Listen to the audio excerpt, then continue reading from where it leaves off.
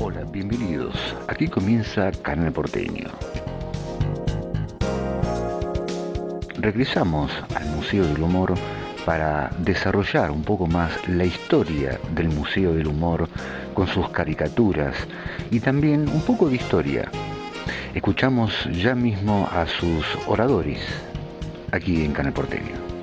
No te llamas y no te puedes negar.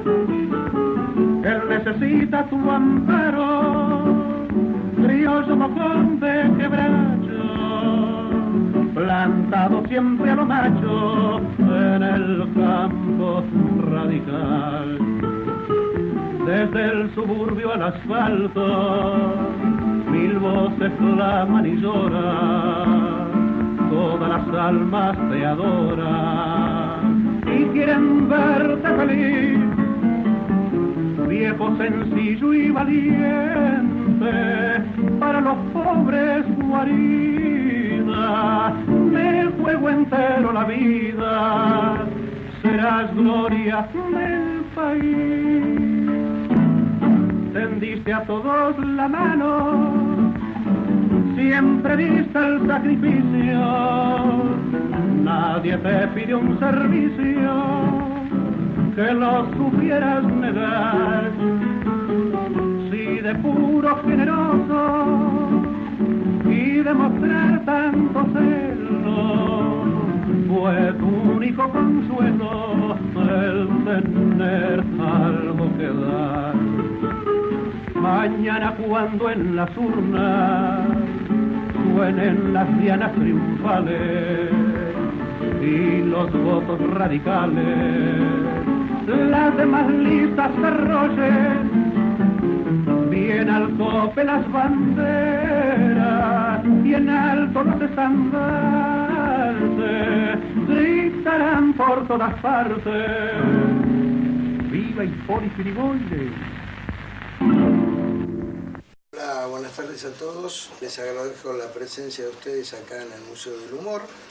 Acá estamos orgullosamente presentando esta muestra que recuerda un periodo de la historia que lamentablemente otras instituciones no lo han recordado y que fue muy fundamental para nuestra historia actual, que es la aplicación de la Ley Cespeña, que se hizo por primera vez en el año 1916, en mayo de 1916, así que estamos recordándola 100 años después.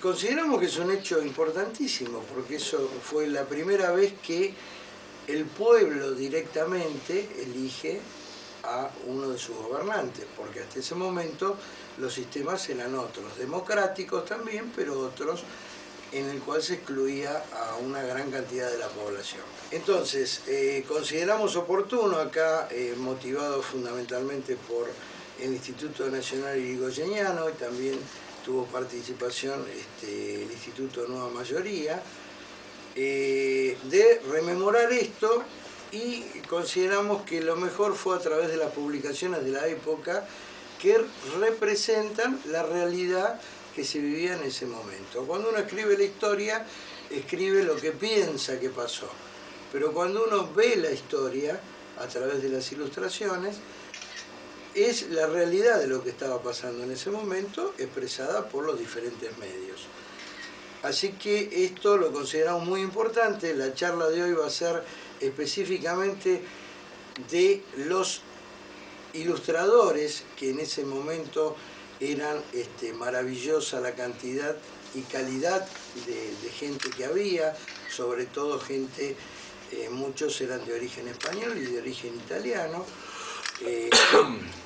representantes de la inmigración, y a su vez formadores de otras, digamos, de otros artistas locales, porque la mayoría terminaron siendo maestros que a su vez generaron otros maestros, como el que hoy nos acompaña, Antonio Pujía, que, por ejemplo, me estaba comentando que fue alumno directo de Alejandro Sirio, que es uno de las personas que hoy se va a tratar, un artista extraordinario. Él tuvo la suerte de ser su alumno. Y a su vez él le transmitió a las generaciones que pasaron por su taller todos los conocimientos que fue recibiendo de esto en lo que es la historia de la humanidad, el pasaje de la información de una generación a la otra, que es lo que hay que tratar de no interrumpir y recordar siempre. Bueno, los dejo acá en compañía de Diego Barovero y de Horacio Spineto, que seguramente le van a hablar cosas muy interesantes. Es un gusto estar en el Museo del Humor, y es un gusto que el Museo del Humor esté en este edificio tan característico de la ciudad de Buenos Aires, que tanto tiene que ver con la historia cotidiana de la ciudad.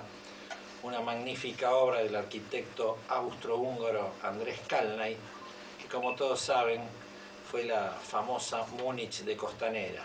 Después tuvo diversos usos, fue abandonado y afortunadamente desde hace ya algunos años aquí funciona el Museo del Humor. Esperemos que por muchos años más siga funcionando acá, porque no todos los países tienen un Museo del Humor, y la Argentina es un país que, como pocos, tiene una cantidad de humoristas de primera categoría que bien merecen la existencia de este museo. Bueno, pero ahora vamos a comenzar a hablar un poquito del humor gráfico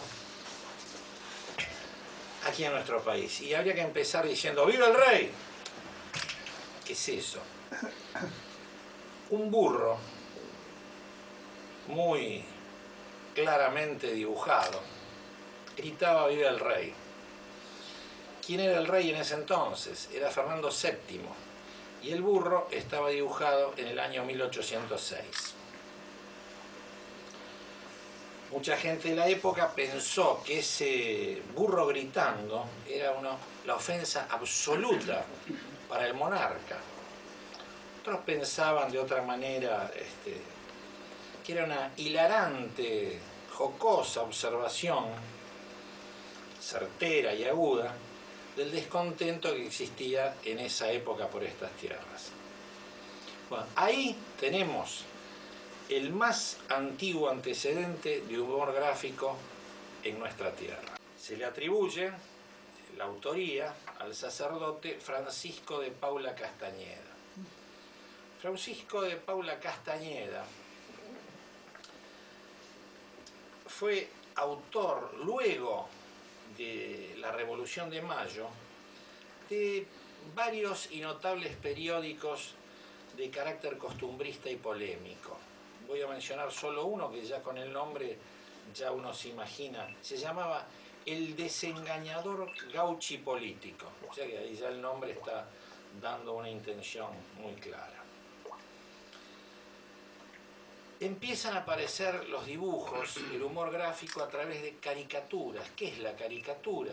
Podemos decir que sería una deformación de los rasgos más característicos de determinadas personas, pero también no solo las características físicas, sino las características morales e intelectuales. Más difícil hacerlo, pero bueno. Por ejemplo, aquí en este mismo museo se puede ver una caricatura del general San Martín, el ilustre general San Martín, que está caricaturizado como si fuera un leopardo y está queriendo arañar una corona, como si quisiera ser rey. Y en cada una de sus garras tiene cabezas de algunos opositores, aparentemente, e inclusive llegan a decir que hay algunas cabezas desparramadas también de algunos amigos.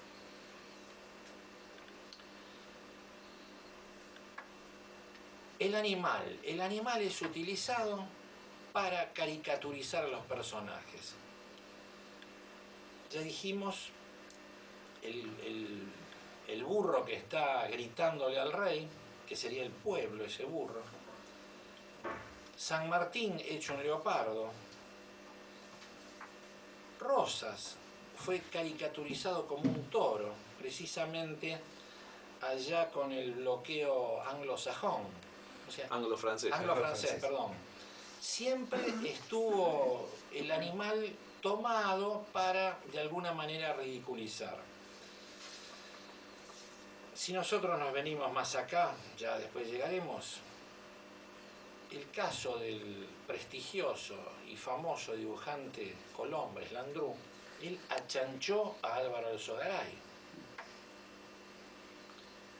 Aramburu era una vaca. El almirante Rojas era un cuervo negro, con anteojos. Frondizi, sin ser un animal, era una especie de pacarraco desmirriado.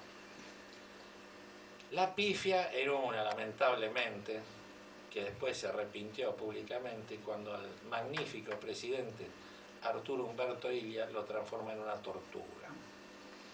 Pero después siguió, apareció el amor Songanía, bueno. Y el humor gráfico, aquí por estos lados, ya por ejemplo había una revista que se llamaba La Bruja Duende, en 1855, es decir, 2 años después de la Constitución ya había una revista con humor gráfico y obviamente enfocada en la política. En 1862 surge una que es fundamental, que es El Mosquito, y la funda Meyer. Después pasa a ser su propietario un señor Mauvier, pero ¿cuándo adquiere realmente importancia El Mosquito? Cuando Stein, dibujante, pasa a ser su director. Cuando El Mosquito desaparece, se piensa que ahí se desaparecía esto, y no. Aparece una revista Caras y Caretas, pero en Montevideo, en 1890. Eustaquio Pellicer, el director. Pero resulta un fracaso esta revista Caras y Caretas en Montevideo, así que 7 años después, Pellicer se viene aquí a Buenos Aires y se establece para publicar esa revista, y se une, y ahí empieza a tener ya importancia, con un caricaturista también español como él, que se llamaba Manuel Mayol. Consigue la colaboración de Bartolomé Mitre y Bedia, quien sería su primer director. Es así que el 8 de octubre de 1898 aparece Caras y Caretas como un seminario festivo literario artístico de actualidades, casi una revista gente de la época, con eso de actualidades y festivas. En el número 2, ya de Caras y Caretas, aparece un hombre de peso, de ahí en adelante en la revista, que es su director, hasta ese entonces casi desconocido, que era José S. Álvarez, conocido por todos como Fray Mocho. Magnífico escritor, que supo escribir cosas y describir situaciones de tierras y paisajes en los que nunca había estado de una manera tan maravillosa que uno se sentía patente ahí, por ejemplo el mar Austral, entre otras cosas. José María Cao es uno de los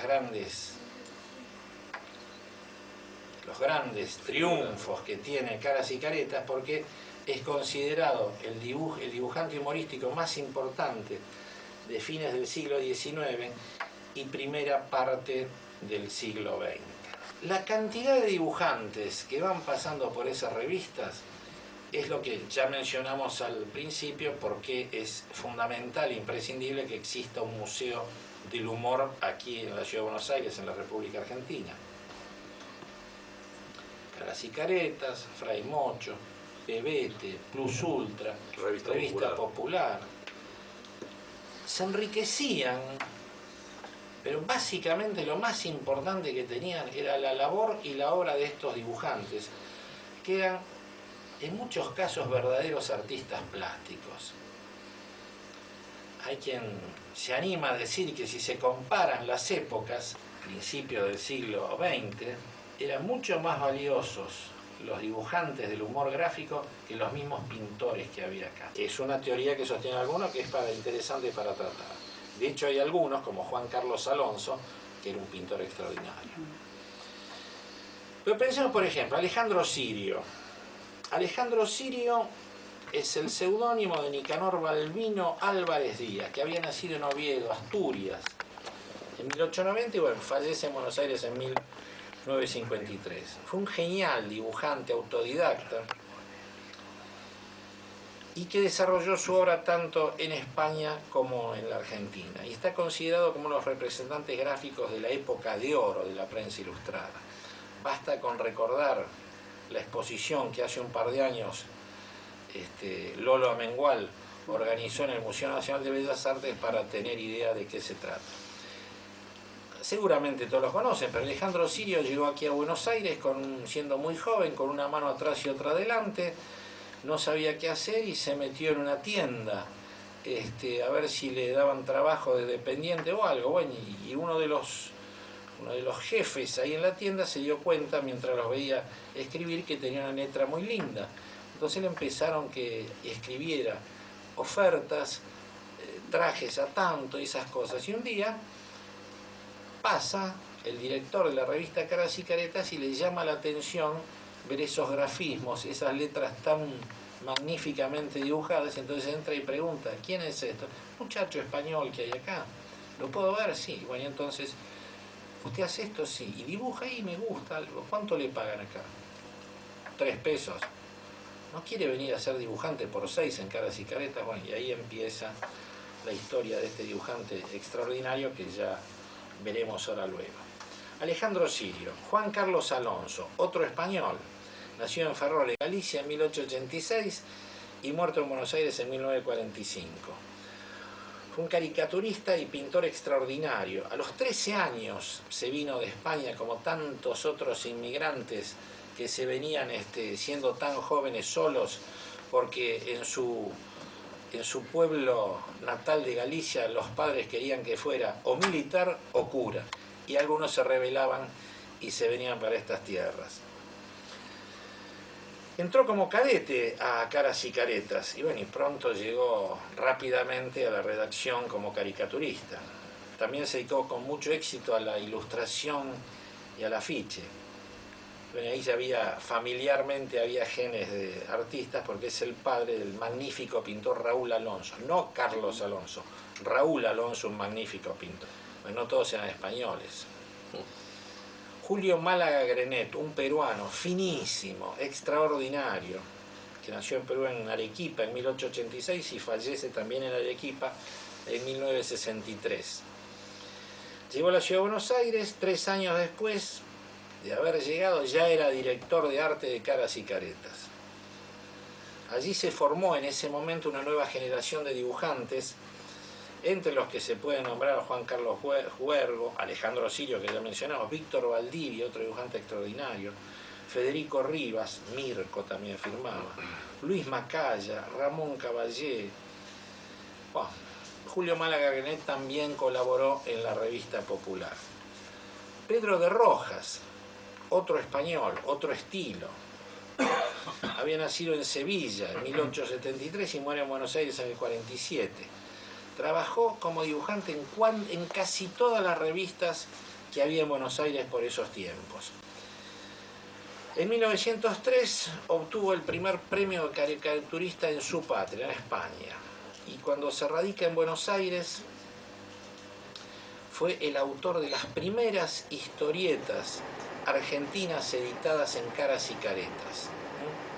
También trabajó en Fray Mocho y en Pebeta. Eduardo Álvarez, bueno, este es el que saca los valores de los dibujantes locales.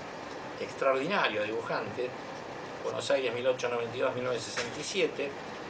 Su carrera en la revista Caras y Caretas se inició en el archivo. Todos esas cosas que ahora ya no existen y que marcan las diferencias de las épocas. Actualmente todo joven que quiere entrar a una empresa quiere entrar a trabajar de gerente. Y en esa época entraban de cadetes, de pinches, y de a poco iban haciendo esa carrera que finalmente, de acuerdo a sus condiciones reales, los catapultaba a ocupar el lugar que me decíamos. La cuestión que Eduardo Álvarez en el archivo fue retocador, diagramador, letrista, y finalmente llega a ser director artístico. Actuó en la revista Plus Ultra. Plus Ultra era una magnífica revista de lujo que venía a ser el mensuario de Caras y Caretas, que tener la colección completa de eso es algo maravilloso, porque las ilustraciones que allí aparecen son decididamente geniales. Ramón Columba, otro crédito local. Ramón Columba es un cordobés que había nacido en 1891 y fallece en Buenos Aires en el 56. Fue muy conocido como taquígrafo y después jefe de taquígrafo del Congreso.